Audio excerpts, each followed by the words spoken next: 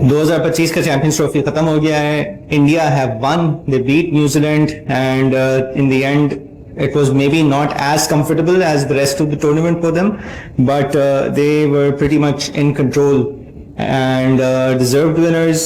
बहुत अच्छा खेले, strong team थी, अच्छी team थी, captaincy, management, everyone did their job. The players performed, the captain did what was required, the management did what was required. And they played well and they won it, and a big round of congratulations to them. ऐसा भी कोई advantage नहीं था where the other teams couldn't perform themselves also to sort of be competitive. तो credit where credit is due. India ने deserve किया, अच्छे strong तरीके से खेले. So and in the end result they're the winners, and they continue to prove that right now currently they're the number one white ball side, in fact not just ODI, white ball side. क्योंकि T20 world cup winners भी वही हैं और अब champions trophy भी उन्होंने जीत गए, और पिछला ODI वर्ल्ड कप भी बस फाइनल में आके हार गए थे ऑस्ट्रेलिया से, वरना they were going undefeated in that one. Granted that was at home, but देखें ये सब चीजें साइड में डिस्कशंस वगैरह जो होती हैं कि जी ये एडवांटेज मिल गया आईसीसी की ने ये चीजें कर दी, those are all big question marks for sure. And there more question marks for ICC absolutely. Organize कैसे हुआ, एक टीम की वजह से लॉजिस्टिक्स डिक्टेट हुए, एक टीम को सर्टन चीजों का एडवांटेज मिल गया, but at the end of the day that team comes on the same ground, on the same pitch that the other side also has, and they perform. And they look like they're in control. They, even if it was different conditions, it doesn't seem like they would be out of any ideas or anything like that. They will perform.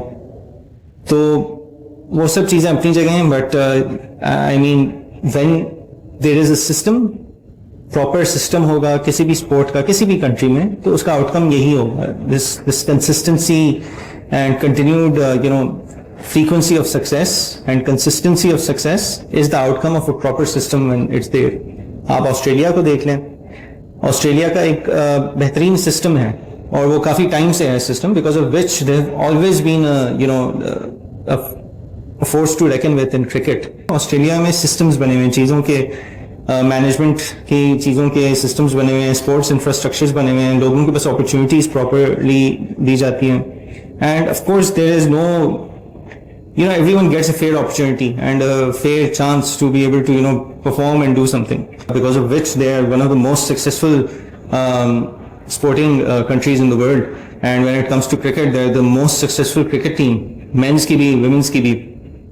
Similarly England का भी एक structure बना हुआ है, so even though they don't have the same level of success in terms of the titles and everything, लेकिन अगर आप देखें तो उन लोगों का भी एक सिस्टम बना हुआ है जिसकी वजह से there is some sort of consistency and them coming out, performing and putting out teams which can be competitive. अभी पिछले 2-3 साल से उन लोगों की वाइट बॉल साइड जो है वो थोड़ी सफर कर रही है. they're not doing as well as they can. Similarly in tests also, but that is a problem, or what they're going through is an ideology issue. अभी उन्होंने एक अपनी आइडियोलॉजी फॉलो करने के लिए एक चीज कर रहे हैं, बट सिस्टम उनके भी हैं. डोमेस्टिक स्ट्रक्चर आप देखें उनका बना हुआ है, प्रॉपर बना हुआ है, which is why the right kind of talent comes through, the right kind of team mindsets come through. India, I think for us the closest example for us would be India. Early 2000 से लेके they have been on this path of creating that system, creating that process, जिसके through वो एक अपना overall एक scenario बनाएंगे जिसमें talent भी आएगा, उसको ग्रूम भी किया जाएगा, and there be what they are aiming for is success at the end of the day, and they followed through on it. They brought in the right kind of people at different levels, चाहे वो coaching हो, training हो, आपकी team management वाले लोग हों, तो सही लोगों को लाते रहे हैं. एंड इट्स नॉट जस्ट कि वो सिर्फ लोकल्स से कराते रहे हैं. What they've done is they've gotten people who are experts in their fields from even outside of India, but उनको लाके उन्होंने अपने लोगों को ट्रेन किया. So they inculcated that within their own culture, within their own local, pool of talent. और फिर उसके बाद they didn't need to rely on foreign coaches or people from other countries, because उन लोगों की अपनी कंट्री में उन्होंने लोगों को इस तरह ट्रेन कर लिया था, inculcate कर लिया था इस कल्चर के साथ, एंड उसका आउटकम फिर यही है. So India has been one of the most successful teams in the last 2 decades when it comes to white ball. Titles अगर आप देखें the number of Asia Cups they've won, the number of ICC tournament finals they've reached, and then the number of ICC tournaments they've won. 2011 का world cup वो जीते हैं, उससे पहले 2003 का ओडीआई वर्ल्ड कप का फाइनल they've played, 2007 का T20 world cup they've won, then 2014 13 का चैंपियंस ट्रॉफी they won, 2014 की T20 वर्ल्ड कप में they lost to Sri Lanka, then 2017 ICC champions trophy final they lost to us. बीच में 2 world test championship के final वो खेले हैं, 2023 world cup का ओडीआई वर्ल्ड कप का फाइनल वो खेले हैं, 24 T20 world cup they won, champions trophy अब ये वाला जीते हैं. So I mean you have to acknowledge कि उनका जो भी उन्होंने एक they set out on this path and they were able to achieve it because they were able to create a certain structure, nurture that structure and follow through on that structure and allow that structure, that in that process to take hold, to grow, to mature and to run through. उसको एक time दिया, उसको mature होने का, उसका एक outcome आने का, रिजल्ट्स आने का, और फिर वो अब एक मोशन में चल रही है चीज. They have everything in place. Now they just need people to run that system because they've created it. Unfortunately, in Pakistan, the problem is कि हमारा कोई सिस्टम ही नहीं बना हुआ. एक सिस्टम बनने आता है तो उसके बाद वो बार बार रीसेट हो जाता है. Why? Because the chairman changes or the head coach changes or the selectors keep changing. कोई consistency कहीं है ही नहीं. All the way from your grassroots levels to your domestic to structure to your board to the way things are done, the way things are structured, systems जो बने हुए हैं वो कोई बने हुए नहीं है. पहली बात तो ये जो बने हुए होते हैं, अगर एक चेयरमैन आया है उसने एक सिस्टम बनाया है, the moment that chairman goes, the new chairman comes and brings his own philosophy, his own system in. There's been a picture that's been doing the rounds and उसमें मतलब यही है कि जी पिछले पता नहीं कितने 3 या 4 साल में कोई हमारे 23 सिलेक्टर जा चुके हैं, 3-4 चेयरमैन बदल चुके हैं, कितने हेड कोच बदल चुके हैं. यार एट द एंड बात यह है कि जब इतनी फ्लक्चुएशन होगी, इतनी इंस्टेबिलिटी होगी, तो टीम में चाहे जो मर्जी हो जाए, चाहे जितना ही कोई टैलेंटेड हो, कोई डोमेस्टिक में जितना ही बड़ा परफॉर्मर हो, he will not be able to perform in this kind of environment. कैसे करेगा वो? He will be under constant pressure कि यार मैं भी चेंज नहीं होऊंगा, मेरी भी जगह चली जाएगी. उसको कोई पता ही नहीं है कि सिस्टम क्या है, किस तरह चलना है सिस्टम, क्या होगा आगे, क्या होगा, आउटकम क्या है, व्हाट इज आवर एम. मैं किससे बात करूँ, आज इससे कर रहा हूँ, कल को कोई और होगा, वो कोई और कहानी बताएगा. कोई कंसिस्टेंसी नहीं है.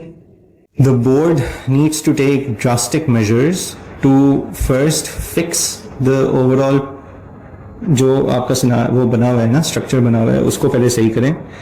Gate the right people in for the right jobs and then give them time to complete those jobs, to work on those jobs. और थोड़ा सा खुद भी थिक स्किन डेवलप करें, पेशेंस डेवलप करें. सोशल मीडिया तो देखें कहीं नहीं जा रहा, तो अगर सोशल मीडिया ऑडियंस जो आवाम का एक ओपिनियन है, लोग मीडिया का जो एक ओपिनियन है, इस पे चलते रहेंगे तो फिर तो काम बन गया. देन मतलब उसके फिर तो कोई कुछ करने का फायदा ही नहीं है ना. फिर तो आप बस एक बंदा बैठा दें, वो कॉन्स्टेंटली रोज देखता रहेगा चैनल्स, रोज की एक नई स्ट्रेटेजी आ जाएगी.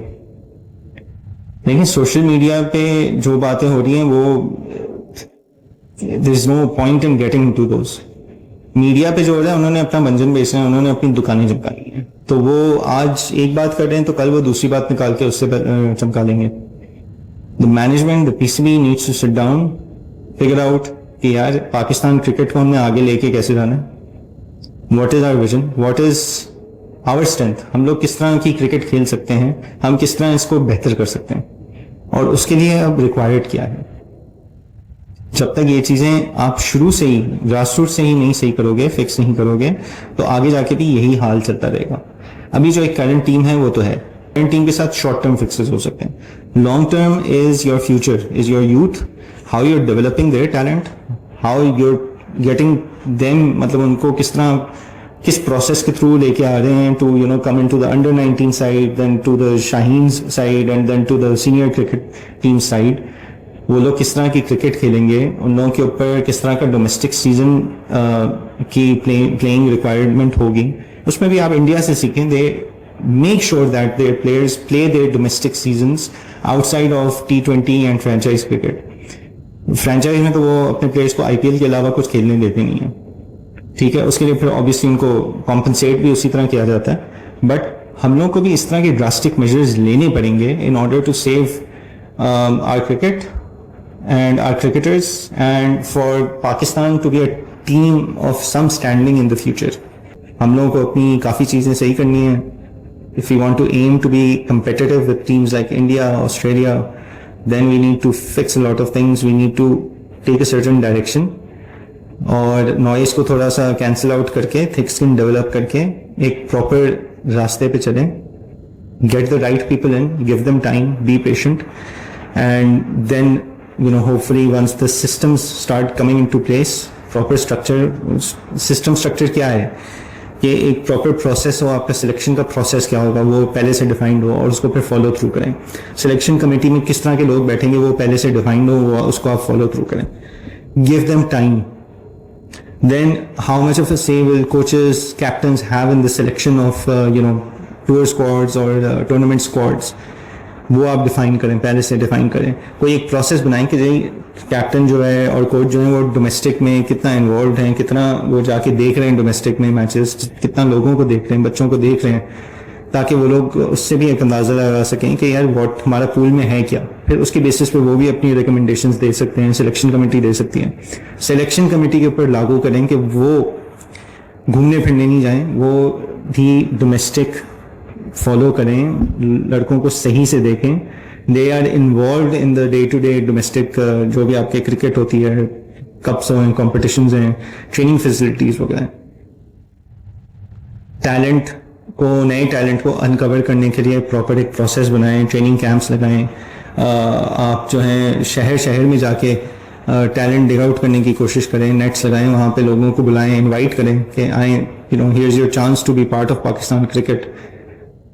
थोड़ी मेहनत मशक्कत का काम है बट करें, और उसमें भी nets is not enough, then obviously एक स्टेप बाय स्टेप होना चाहिए कि ना नेट्स जो है वो स्क्रीनिंग कर दे, उसके बाद आप मैच सिनारियोज खिलाएं, डिफरेंट मतलब मैचेस करवाएं, उसमें उसे फिर आप निकालें कि यार किस में क्या पोटेंशियल है। डोमेस्टिक का एक प्रॉपर सीजन, एक थोड़ा सा उसको तरजीह ज़्यादा दें, make sure that it is given some more eyeballs, given some more media coverage, make it a little bigger than it is, ताकि उससे भी एक फैनफेयर डेवलप हो। फैनफेयर डेवलप होता है, एक मोटिवेशन डेवलप होती है, लोग फिर ऑटोमेटिकली थोड़ा सा they feel better. These are the kind of things that need to be done and then they need to be followed through. क्या कह सकते हैं आखिर में, बस यही है कि let's hope things can be improved in Pakistan cricket fundamental level के ऊपर and not just short term fixes कि जी इस कैप्टन को चेंज कर दिया, वो कुछ नए लड़के अच्छे लग रहे हैं उनको डाल दिया।